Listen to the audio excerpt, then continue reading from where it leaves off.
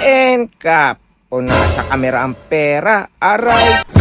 NCAP o no Contact Apprehension Program na ang unang layunin ay magkaroon ng disiplina ang lahat ng motorista sa kalsada at maiwasan ang lagay o kotong sa gedli ng mga traffic enforcers kapag may violation ng isang driver ng pampubliko o pribadong sasakyan. Maraming mga motorista ang umaalma at umaaray nang ito ay ma-implement sa mga pangunahing lansangan ng Quezon City at Metro Manila tulad ng Recto, Mendoza, President Quirino Avenue, Araneta Avenue, Epifanio de los Santos Avenue o EDSA, CP Garcia, Katipunan Avenue, Tandang Sora, Roas Boulevard, Top Avenue, South Super Highway, Shaw Boulevard, Ortigas Avenue, Magsaysay Boulevard, Aurora Boulevard, Quezon Avenue at ang buong kalsada ng Commonwealth Avenue, Bonifacio, Rizal Avenue, Delpan, Marcos Highway at MacArthur Highway. Ang unang umaaray nga dito ay ang mga tropa nating motorista na ang pangunahing hanap buhay ay ang pagiging isang MC taxi. Sino ba namang hindi aaray? Ay, aray ko.